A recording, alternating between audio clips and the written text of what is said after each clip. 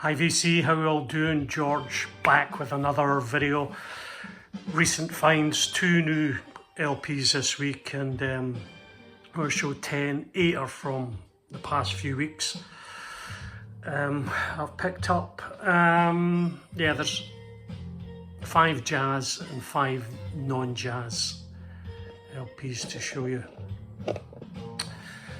So first off we have one classical, and it's this one here by Janos Dvorak Violin Cello Concerto and Tal Dorati with the London Symphony Orchestra. Right, so I've got maybe 1 or 2 of these 35mm recorded LPs.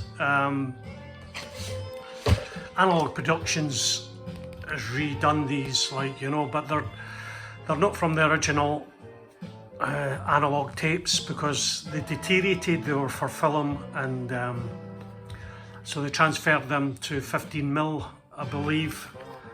But these LPs are from the original tapes. There's a label. It's living stereo. And they sound really, really good. Really love them. So yeah, there's more. You don't find so much in the UK these. I mean, very much in American releases. Never hard to pick them up. Don't see them very often, but sound quality in this is absolutely brilliant, and I would suggest if you can find these, they're good.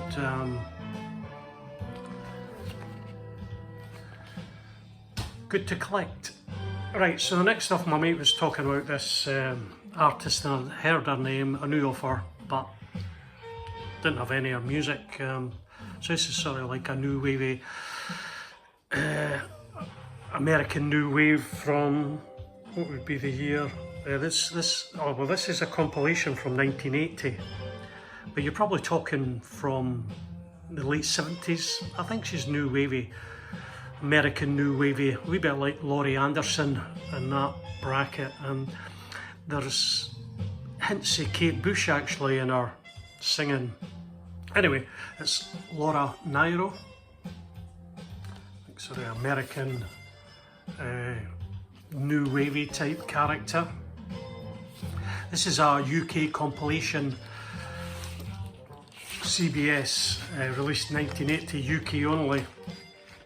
So it's just it's a nice wee introduction to her music, and yeah, very good. Nice to hear her. New wavy. Laura Nyro. Right, so the next one is a test pressing I've got, so you maybe have to go online if you want to see the cover. So I've got, this chap's had 4 LPs. His name's Sam Lee. And I got his last album maybe two months ago, and he's released his latest album. I was just looking at it, and it was like green marble, and I just went, oh, I don't fancy that. So I went his official site and looking for if there was other copies or whatever. So yeah, black vinyl copy, but it's a test pressing. Nothing to show you. I've written this track, so it's Sam Lee. It's numbered, I think number 8, so there's maybe 10 test pressings. That's his signature there, and nothing to see. I've put it in a new inner sleeve. That's just white, so yeah, it was the official site is £50. I mean, pretty horrible. You see this, I've cut this down a little for the top, but it might not even go on the shelf. I'm still playing it. It's like just a bit. It's a posting envelope. Now for 50 quid, I don't know why they can't just stick in. I mean, I'm only really wanting the test press, the black vinyl, stick in the cover, the proper cover. But anyway, maybe try and look out if I can ever get a copy. So it's Sam Lee, and the album is called Song Dreaming. Now Sam Lee, now we're into about folk is an English, very traditional folk singer. I've actually just this morning bought his first album off eBay, so that'll come in a few days. And he sings traditional British and his own songs,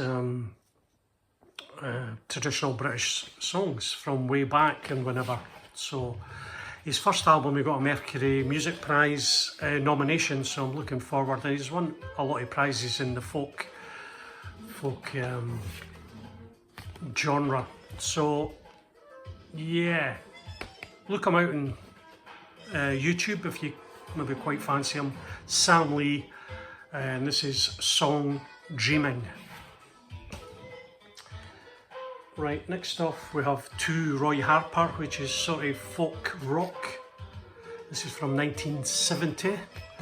Roy Harper, an eccentric folk rock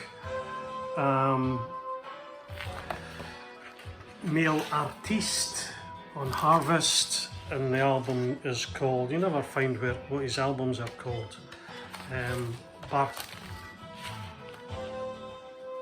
Baroque and Berserk. And Roy Ayers, he's sung on one of the Pink Floyd tracks, I think, on Wish You Were Here or whatever, sung lead vocal. But great guitarist, absolutely. The man is a genius, songwriter,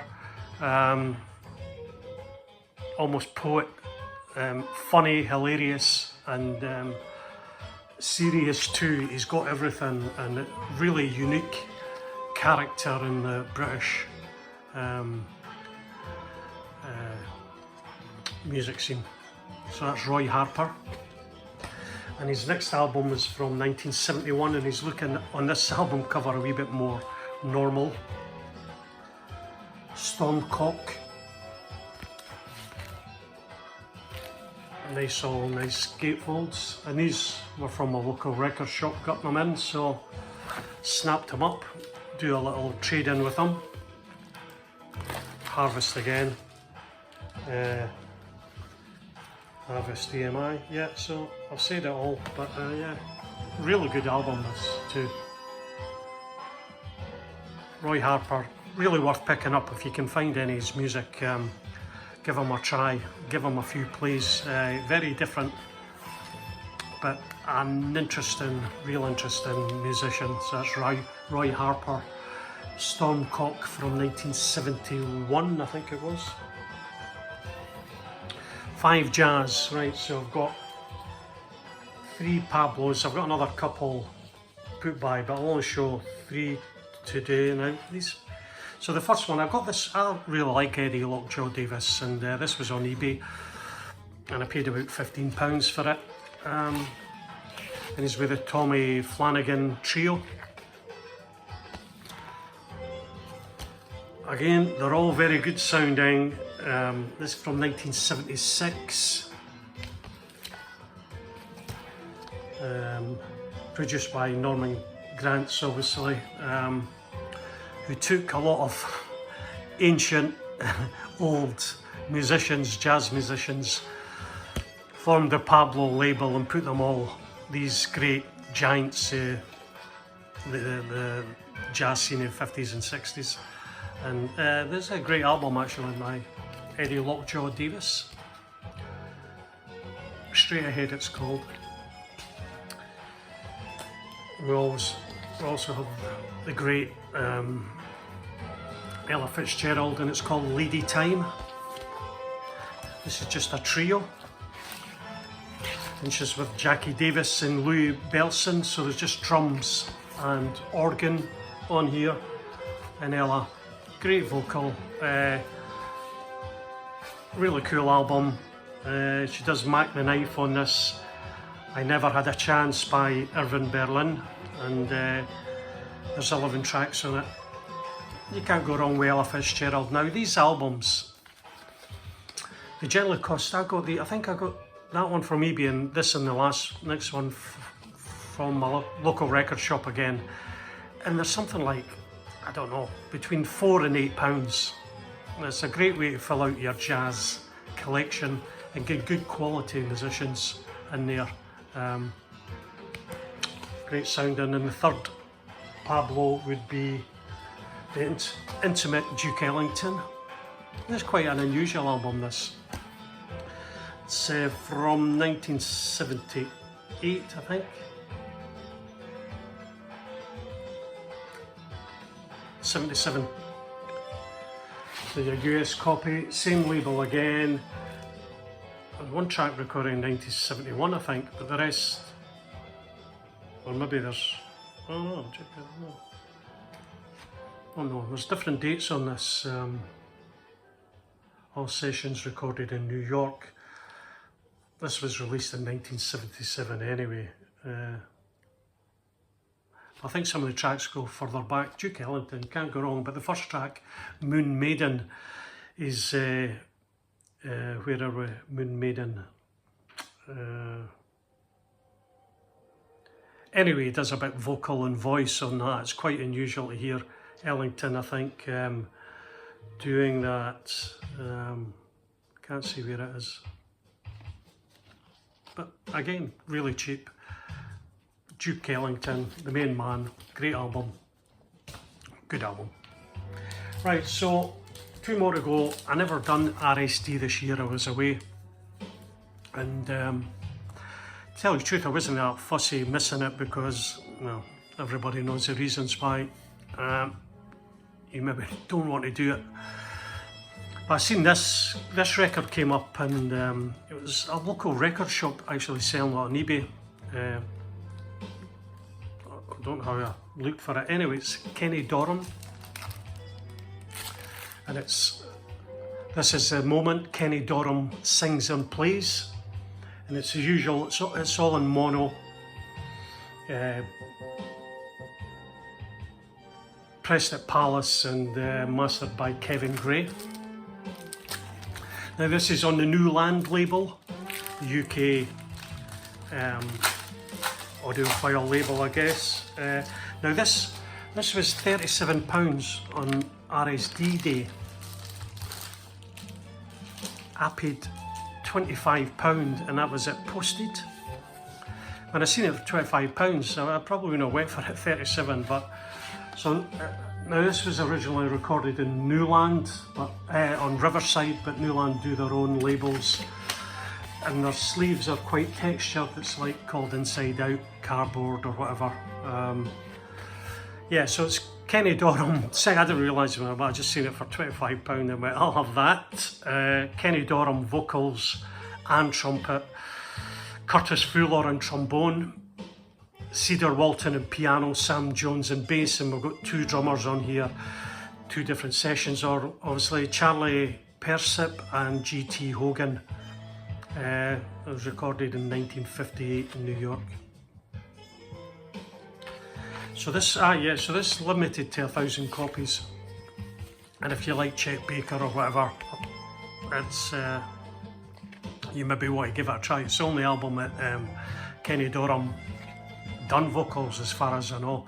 I've been wanting to do it for a while, and he threw it to Riverside if he could do it, and they went with it. He'd done a couple of test songs, and yeah, I mean, I'm not the greatest vocal jazz, unless it's Ella, females, but £25, limited to 1,000 copies. Took that up. So the last album I've got here to show you is, you can hear it in the background, and it's my old favourite, Miles Davis.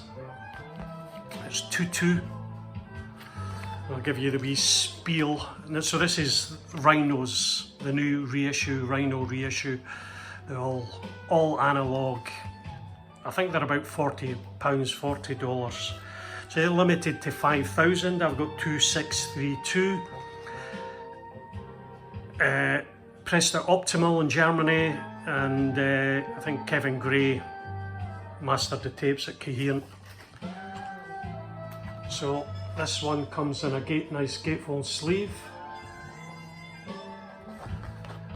This is one of the first Miles Davis albums I got, and I bought this when it first came out. I mean, all the shows you went to, this was a test LP. You listen to music at hi-fi shows. from 1986 or thereabout. Yeah, I think so, 1986. So replace a good upgrade for my old copy, old UK copy to get this. Sounds absolutely brilliant, always loved it. Marcus Miller, the bass player, really took hold of this album, and there's a bit synthesizers in it, but Miles Davis just, Marcus Miller laid down the bass tracks and the synth tracks, and Miles just came in and done his thing on trumpet and was away again. We always call it a Marcus Miller album, but it's a beautiful album. A lot of people don't like this era of Miles Davis, but I think it's fairly cracking, and it's always been a favourite of mine, and there you go, well worth the £40. So there you go, guys. We had a great day here yesterday. It was about 25 degrees. I was up in St Andrews golfing, had a great time. It's a bit cooler today, 15 degrees, but not too bad. Okay then, maybe catch you soon. Catch you later. Bye then.